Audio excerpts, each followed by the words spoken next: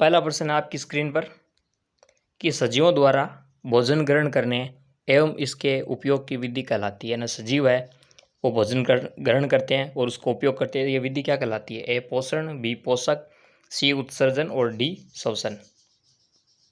तो इसका आंसर हो जाएगा पोषण कहलाती है। ठीक है, साथ में आंसर बताते चलेंगे, ज़्यादा सस्पेंस क्रिएट नहीं करूँगा। सस्पेंस थ्रिलर ये कोई मूवी नहीं है। ठीक है, दूसरा है स्वपोषी का उदाहरण है हरे पौधे, शैवाल, साइनोबैक्टीरिया और सभी। तो हरे पौधे हैं हमें पता है, स्वपोषी का उदाहरण है। स्वपोषी वो होते हैं जो अपना भोजन खुद बना सकते हैं। शैवाल एल्गी वो भी स्वपोषी होते हैं। साइनोबैक्टीरिया वो भी क्या है, ब्लू ग्रीन एल्गी जिन्हें कहते हैं, वो भी स्वपोषी होते हैं। तो इसका आंसर हो जाएगा सभी। तीसरा प्रश्न है मृतजीवी पोषण किसमें नहीं पाया जाता? तो मृतजीवी पोषण क्या होता है? जो सड़े गले या जो चीज़ें मर चुकी है, सड़े गले पदार्थ है, जैसे कोई जंतु मर गया तो उससे जो अपना पोषण प्राप्त करते हैं वो मृतजीवी पोषण कहलाते हैं। तो ठीक है, इनमें से कौन है जो मृतजीवी पोषण नहीं करता? ए मशरूम, बी ईस्ट, सी राइजोपस और डी नॉन स्टॉक।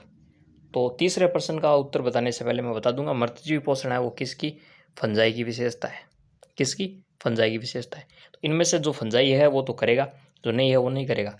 तो मशरूम, ईस्ट, राइजोपस ये तीनों क्या है? ये फंजाई है, तो इनमें मृतजीवी पोषण पाया जाता है। जबकि नॉन स्टॉक क्या है? एल्गी या शैवाल है, इसमें मृतजीवी पोषण नहीं होता। चलते हैं फिर अगले क्वेश्चन में। कवक से अपना पोषण कौन प्राप्त करता है?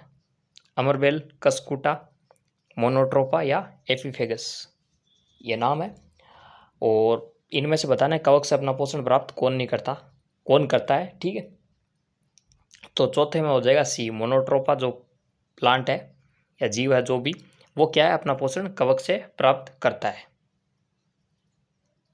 ठीक है, अमरबेल दूसरे पौधों में उगती है और ये कवक से पोषण नहीं लेते, तो इसका आंसर हो जाएगा मोनोट्रोपा।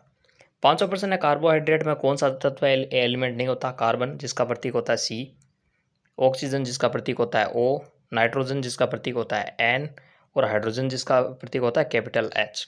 ठीक है, ये भी सब कैपिटल ही है। तो ये सिंबल भी बता दिया मैंने। तो कौन सा एलिमेंट नहीं होता?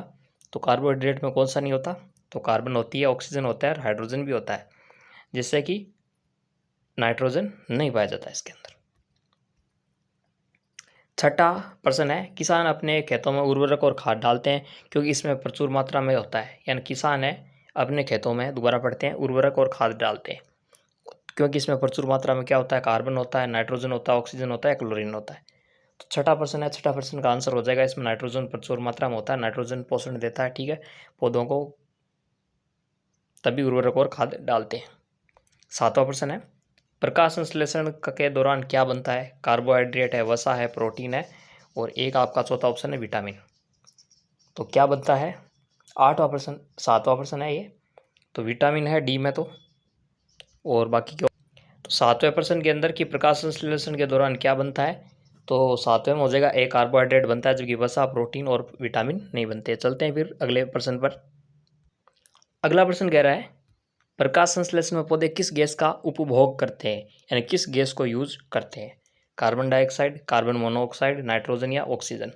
तो इनमें से कौन सी गैस है उसका यूज करते हैं पौधे जब वो प्रकाश संश्लेषण की प्रक्रिया करते हैं? तो आठवां प्रश्न है, इसका आंसर हो जाएगा कार्बन डाइऑक्साइड है उस गैस का उपयोग करते हैं और इसका सूत्र होता है CO2। और कार्बन मोनोऑक्साइड इसका सूत्र होता है C और O। मोनो यानी एक, ऑक्सीजन, मोनोऑक्साइड का मतलब एक ऑक्सीजन। नाइट्रोजन N2 गैस के रूप में होती है, N2 के रूप में होती है, और ऑक्सीजन O2 के रूप में होती है। ये सभी सजीव सांस लेते हैं। ये सबसे ज़्यादा 78% है, ये 21% है, और कार्बन डाइऑक्साइड गैस पौधे उपभोग करते हैं।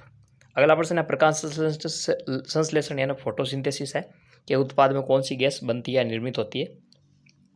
ए oxygen, B chlorine, C carbon dioxide या डी मेथेन।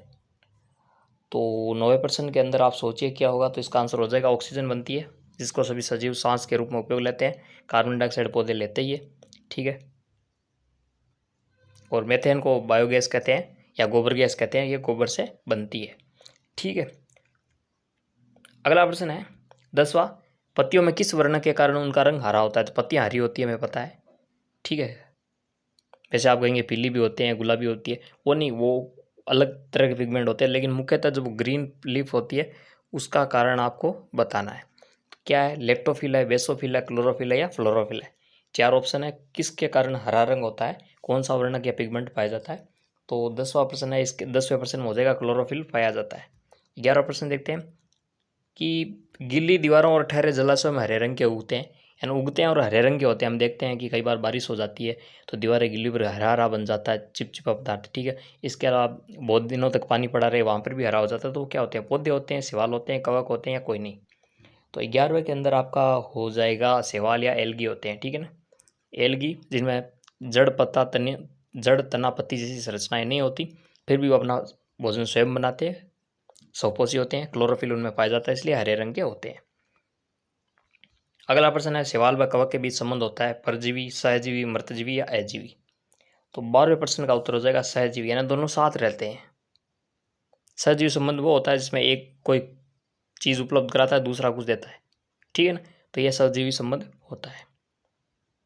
तो शैवाल क्या करते हैं, शैवाल भोजन बनाते हैं जिसको कवक उपयोग करता है, और कवक उसको रहने के लिए जगह, स्थान, खनिज आदि उपलब्ध कराता है। और इसको आप डिटेल में आप देखिए अगर आपको आता हो तो। यहाँ ऑब्जेक्टिव हम डिटेल में बात नहीं करेंगे, ठीक है। तो सहजीवी संबंध होता है कि शैवाल भी इसे कुछ देता है और कवक भी इसे देता है कुछ ना कुछ। 13वां प्रश्न है,